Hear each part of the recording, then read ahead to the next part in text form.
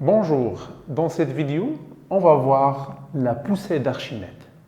La question de l'exercice est de trouver à l'aide d'une analyse dimensionnelle la formule donnant la poussée d'Archimède, sachant que cette force elle est fonction de le volume du corps émergé, de la masse volumique du fluide et de l'accélération de pesanteur G. Quand on plonge un objet dans l'eau, l'eau exerce une force qui s'oppose au poids de l'objet. En effet, cet objet, par exemple, pèse 1 kg quand il est à l'air libre. Quand il est suspendu dans l'eau, il ne pèse plus que 400 g. Pour être parfaitement juste, il faut parler en newton. Le poids, en effet, est une force et comme toutes les forces, elle s'exprime en newton. Mais pour simplifier, je vais continuer les explications en kilogrammes puisque ça ne change rien à la nature de la force qui s'oppose au poids.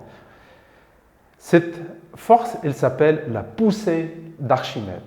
Ici, dans cet exemple-là, est égale à 600 g. D'où vient-elle? En fait, cette force, elle est due à la pression de l'eau. Cette pression s'exerce sur la totalité de l'objet, en haut, en bas, sur les côtés. Il augmente avec la colonne de la hauteur d'eau. Elle est beaucoup plus importante à la base qu'au sommet de l'objet. La pression qui s'exerce sur les côtés, elle s'annule. Quand on fait le cumul des forces qui s'exercent sur l'objet, on constate que l'eau exerce une force verticale qui pousse l'objet vers le haut.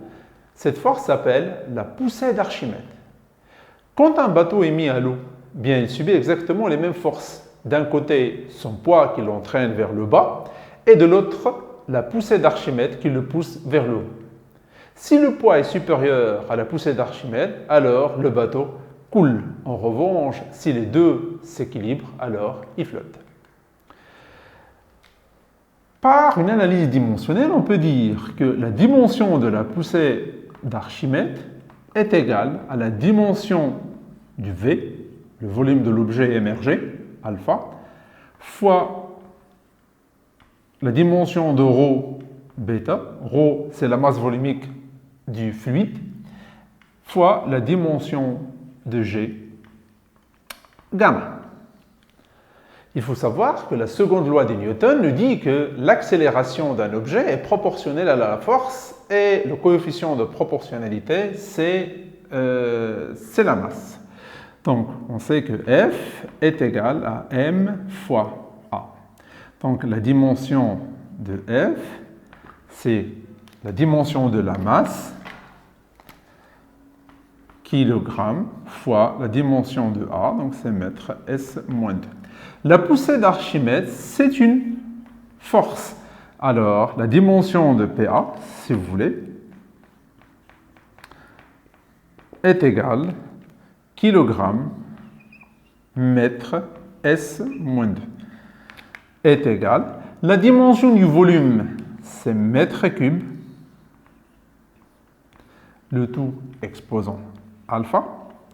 Rho, c'est la masse volumique, donc c'est kilogramme m-3, le tout exposant bêta.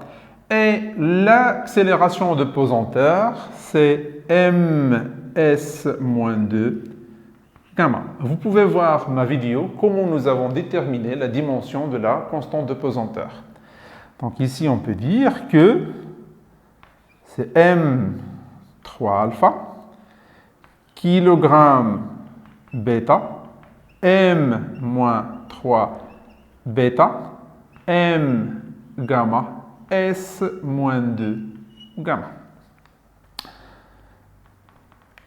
Ici, on peut dire que c'est M3 alpha moins 3 bêta plus gamma, kilogramme exposant bêta et S-2 gamma. On peut déduire le système suivant. 3 alpha moins 3 bêta plus gamma est égal à 1. 3 alpha moins 3 bêta plus gamma est égal à 1. Bêta est égal à 1 aussi. Et moins 2 gamma est égal à moins 2.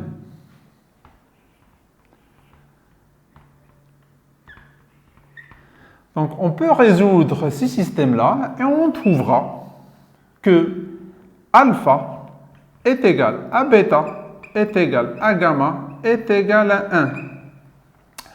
Donc, on peut maintenant déduire l'expression de la poussée d'Archimède qui est égale à PA, la poussée d'Archimède, K, ça c'est une constante sans dimension, multiplié par V, puisque alpha est égal à 1, le volume de l'objet émergé, fois ρ, la masse volumique du fluide, fois G, la constante de pesanteur. Ça, c'est la formule de la poussée d'Archimède. Vous pouvez télécharger l'énoncé de l'exercice ainsi que la solution à partir de la description de la vidéo.